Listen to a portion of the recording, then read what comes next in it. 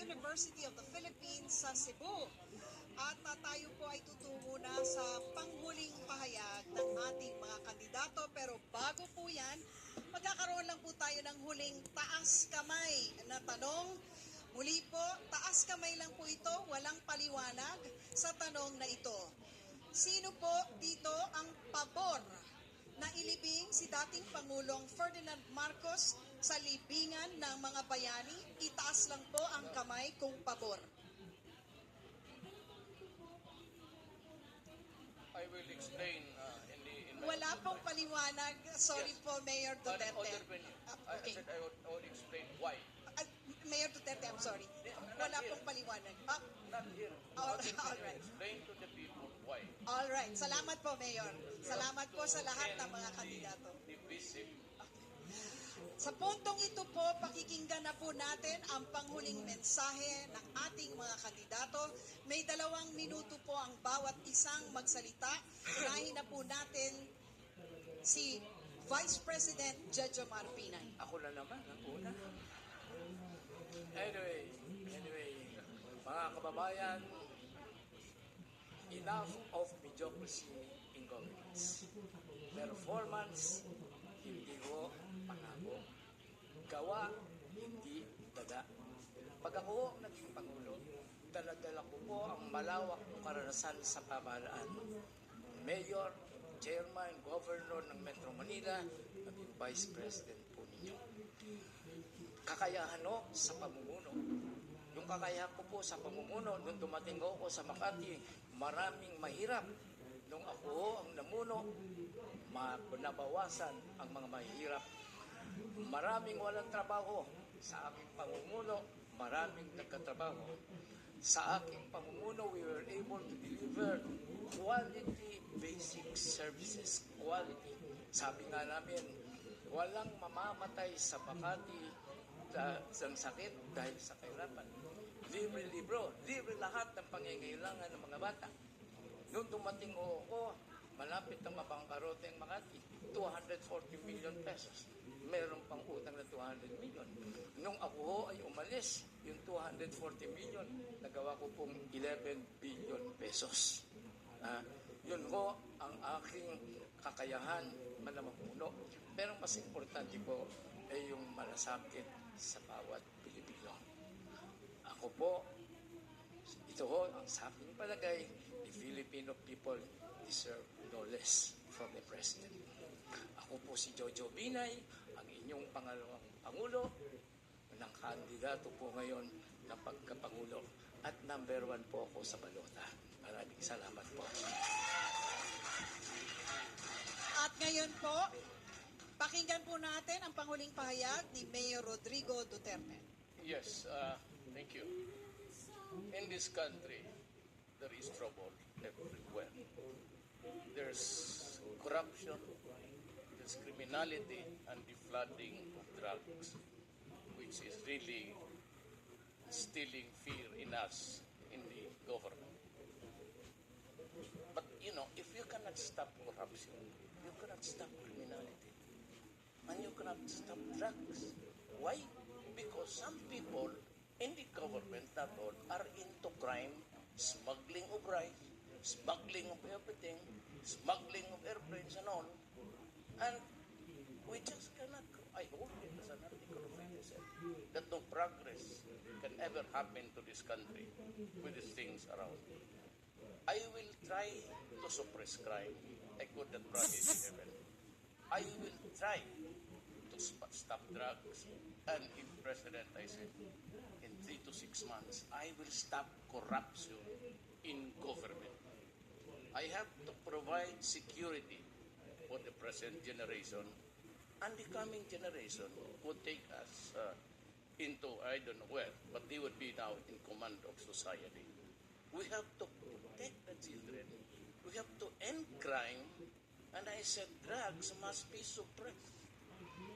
And I will, all of my opponents, they have presented the program. I made short remarks, bullet remarks, because all of these are platforms. I can tell you now that I will provide leadership. not only the platforms, but leadership. And maybe copy the best of their para programs at ayusin.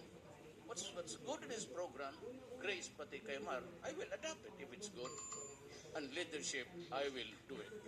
Maraming salamat, Mayor Rodrigo Duterte. At ngayon po, ang panghuling pahayag ni Senator Grace Poe. Unang-una, maraming salamat sa Cebu. Daghang salamat sa Visayas sa inyong pag-host ng debate na ito. Hindi natin napag-usapan. Pero ito mga plano natin sa Cebu kung sakasakaling ako ay maging Pangulo. Unang-una, itutuloy natin ang pangatlong bridge. Kailangan magkaroon tayo ng Mactan Bridge, ang circumferential road para mabawasan ang traffic. Ang problema sa tubig, dagdagan ng dams dito sa Visayas. Ngayon, doon naman sa ibang lugar, katulad sa Iloilo, dapat ay malagay na rin ang ating matagal nang iniintay ng mga tulay. Magmula Iloilo papuntang Guimaras at Guimaras papuntang Negros na konektado ng tulay. Yan po ay ating gagawin. Pagtulong na rin sa marami nating mga mangingisda na nahihirapan dito dahil na nga sa problema ng kakulangan ng isda na magtayo tayo ng mas maraming marine sanctuary at trabaho para sa kanila. Yan po ay para sa Visayas. Pero sa buong bansa, marami pong kailangang gawin.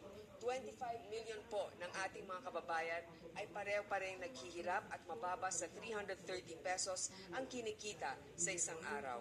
15 million pa rin ang ating mga kababayan ang nagugutom. Kailangan ay ayusin natin ang ating sistema. Ang korupsyon ay kailangan masugpo. Bilang Pangulo, ako mismo ang pipirma. Kailangan mabilis at may determinasyon na hindi kasama ang aking pamilya o ako paman sa anumang transaksyon o kontrata sa gobyerno. Pangalawa, dadamihan ko ang mga preso kung saan ang mga tiwali sa gobyerno ay ilalagay ko mismo doon, kaibigan man o kaalyado. Pangatlo, yung mga iba ay nagdududa kung kaya ko bang labanan ang drugs. Kaya, bilang isang Pangulo na maraming inaasikaso, kailangan may mapagkakatiwala ang crime czar at ilalagay ko ang isang may Medal of Valor na talagang magaling na si Colonel Corobin na nirespeto ng PNP at AFP na makipaglaban sa krimen at sa droga. Yan po ay ating gagawin at bilang Bisaya, nais ko pong sabihin, ako po gagawin ko ito. Akong isang pinanganak sa Iloilo. Maraming salamat po, Senator Po. At ngayon po, pakinggan po natin ang panghuling pahayag ni Secretary Mar Rojas. Madamong salamat mayong gabi sa aton tanan. Napamatian na nato ng tanan, kag nahambal naman ang tanan. Ibig sabihin nun ay nadinig na natin ang lahat at nasabi na rin ang lahat. Sa Pilipinas, napakahirap maging disente. Madalas ang mga disente, sila pa ang nahuhuli, nahihirapan. Pagbabanat ka ng buto sa pagsasaka, babarating ka ng trader, at ikaw pa ang lugi, may utang ka pa. Gagawin mo ng tama ang iyong trabaho, pero ang sipsip o kamag-anak ni bossing, sila ang maganda ang schedule, sila ang mataas ang sweldo. Pipila ka, sisingitan ka naman. Magbabayad ka ng kuryente, kakabitan ng jumper ang linya mo. Itong sistemang ito ang nasimulan nating baguhin sa daang matuwid. Sinita natin ang mga sumisingit at tinanggal natin ang mga jumper. Alam natin lahat, marami pa tayong kailangan gawin. Kailangan na mapasama natin sa 4Ps, napakarami pang milyong mga pamilya na nangangailangan. Kailangan masama natin sa PhilHealth ang coverage para sa napakarami pang iba. Marami pang mga tulay, kalye at classroom na kailangan na mapagawa. Pero alam nyo, umaaligid na naman itong mga nandiya-jumper, itong mga sumisingit. Dahil nais nilang hijackin yung ating magandang nasimulan na. Dapat natin ipaglaban ang daang matuwid. Kung may kulang, punuin natin. Kung may mali, itama natin. Para dito sa ating bansa, tuluyan na makapamuhay tayo kung saan nagtatagumpay ang disente.